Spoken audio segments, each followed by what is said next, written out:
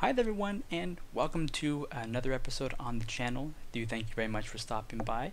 For today, we'll be discussing a topic that was something that was touched upon just a few weeks ago with the Seiko chronographs. We'll be discussing my personal top 5 Seiko dress watches today, and we'll be going more into detail into those timepieces in just a second.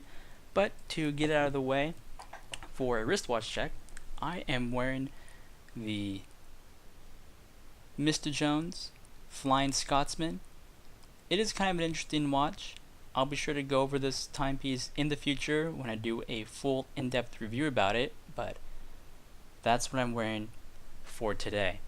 Now, none of these particular timepieces are in any real order of actual personal favorite, but just to kind of add a little bit of clarity, they are going to be numbered. So to start off with, at number 5, is a watch that I personally have in the collection, and this is going to be the Seiko Elnix SG, which stands for Special Grade, reference 0723-7000. So this particular watch, I'll be sure to kind of put a video up right now. It's a pretty interesting timepiece. It runs off the caliber 0723, and it's about 4 hertz. And one thing that you might notice with this watch is that it has a sweeping seconds hand. But if you were to open up the back of the timepiece, you'll be able to check to see that there actually is really no manual wind or any mainspring barrel to continuously power the watch. Instead, it runs off of a battery, and it has a balance wheel to it. And it has an incredible sound too. Let me see if you guys can be able to hear this. I hope that's being picked up on the microphone, but the watch definitely has its own sound to it. The balance wheel ticking has a very tinny sound, and it is pretty distinct from any other watch that I've ever handled and listened to the balance wheel continue like that. But the watch does have a date and a day complication. This one is a kanji or English, so whichever one you prefer. And the size of this is pretty good. We'll be looking at about 36 millimeters across the diameter and about 11 millimeters thick. So it wears pretty well, and this is a vintage timepiece, so if you try looking on it, you'd have to find it on the secondary market. This particular one came out in about 1974, so it is kind of an older watch, but it still is nonetheless an absolutely beautiful timepiece to look at and just hold, and even to wear on the wrist. So moving on to number 4, this one is a much more recent model that has been released by Seiko, and it is the Seiko Presage SPB 069. This is one that you might have seen pretty recently. It was a limited edition of about 1,500 pieces worldwide, and Hodinkee was actually able to allocate about 500 of these timepieces for themselves, so they got about a third of the market right off the bat. And this particular watch is extremely beautiful because it does have a dark blue enamel dial to it, and with those white hands and the white Roman numerals for the hour markers, it looks beautiful to see and incredible for that contrast. This is actually running off the 6R15D, so it does have a date complication, and it has 50 hours of power reserve, so it is a pretty good watch. You can be able to wear it for about 2 days and get a little bit extra at the end there. And the size of it is actually not that bad, about 40 millimeters in diameter, about 12 millimeters thick, so it wears pretty well. But for this particular watch, because it was only a 1500 limited edition set that was released, and most of them were scooped up within that day, they are very, very difficult to find now. And if you were looking for something just a little bit different, have no fear. Seiko also made another watch very similar to this one, which is also in their Presage family, and that is the SRX08P1. Looks pretty much similar to the SPB 069, but there are some minor differences to the timepiece. But the 1500 limited edition set I think looks really cool, and the hour hand and the minute hand I think add such a nice small detail to the watch that really make it stand above the SRX08P1 in just a very, very minor way. Moving on now to number 3 is also another watch in the Seiko Presage family. This one is the SRX0807. Now this one also has an enamel dial, but obviously it's not a dark blue, and we'll be looking at a white dialed variant instead. But this runs off of the same movement. The 6R15 has 50 hours of power reserve and also has a date complication on there as well.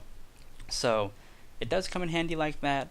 The size is pretty similar, about 39 millimeters in diameter and 13 millimeters thick, so it wears just a millimeter thicker than the blue dialed number 4, the SPB 069, but it looks really nice to have a white enamel dial and maybe even a blue enamel dial in the same collection. So that's a pretty cool timepiece. And to move on now to number 2, this is not cheating. This is before Seiko made their Grand Seiko line something completely on their own, and this is the Seiko Grand Seiko SBG 003. There are some different models of this one, especially in this black dial variant, that you can be able to check out and see. This is also one that is in the snowflake model as well, but this particular one is the stainless steel model, and it is running off the 9R65A, which is a spring drive movement, and gets an accuracy rating of plus or minus 1 second per day, and I think that's incredible for a timepiece like this.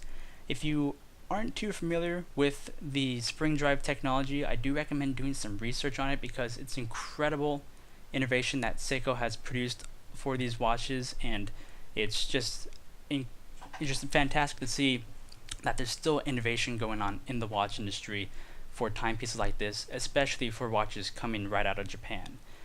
So this watch, because you do see that power reserve indicator on there, does have 72 hours of running capability once it's fully charged. So if you want to put it away on a Friday night and then pick it up on Sunday night into Monday morning after the weekend's done, you can definitely do that. There's no problem in doing so. The watch should still keep itself running during that entire period that it's being left alone. And it doesn't wear that much larger than the previous models that I mentioned, about 41 millimeters in diameter and 13 millimeters thick, so not a very large wearing timepiece.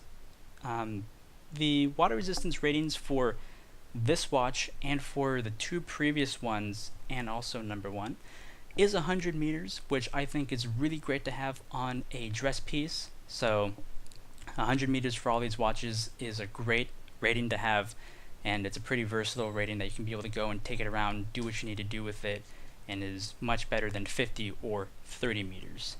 So moving on to my number 1 pick, and this one for me was a little bit easy because it was one of the first Seikos that got me into watches and got me into Seikos themselves, and this is going to be the Seiko Premier SRX08P1, and the video that I'll be sure to link in the description was one of the first ones that I watched of any watch video, and it got me hooked instantly into this particular timepiece, and I've been in love with it ever since. So this particular timepiece is a rose gold plated variant.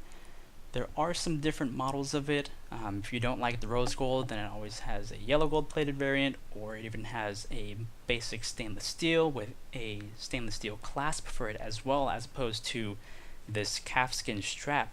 But the watch is pretty cool because of the movement and what it can be able to do. Inside is the caliber 5D88, and the face of the dial is pretty complicated, but to break it down as to what's going on, not only do you have the time with a seconds hand, but you also have a date, you have a day of week, you have a synchronized 24-hour hand, so it works as an AM/PM indicator, and then you also have a moon phase indicator at 12 o'clock with a power reserve at 9 o'clock for the manual wind, and it also has 30 days of power reserve as well. But what's kind of more interesting about this timepiece is that the watch itself really isn't a true automatic timepiece. Even though they call it a perpetual movement, It isn't necessarily the same as your typical automatic watch because it doesn't have a mainspring barrel that powers it. It does have manual wind capability once again, and it does have a rotor, but instead of that power being transferred over into a mainspring barrel, you actually have it being transferred over into a rechargeable battery. So the watch has some pretty awesome capabilities from that, and is just another step that Seiko is going to and showing that what they have the capability of for their innovative technologies. And I think it's really cool to see something like this coming out from Japan, let alone Switzerland, let alone the watch community in general.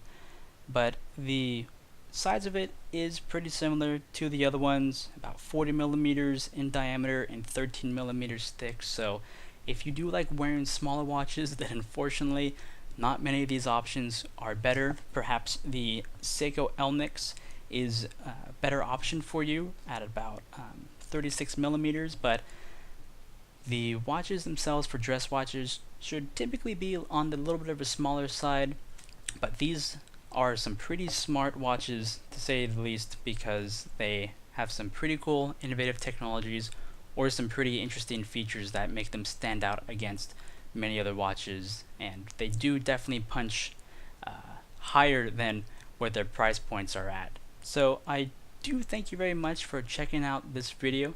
If you guys had any questions or comments, you can be able to definitely leave it down in the comment section below. I want to say thank you very, very much for the 5 subscribers we have already. I know it doesn't really sound like a lot, but when I saw the first subscriber come on, I was pretty happy, and now that that's gone on up until 5, I think it's really cool, and it definitely gives me motivation to continue making some of these videos for you guys to check out. But once again, thank you very much for sticking around, and I hope you guys stick around for much more to come. Take care.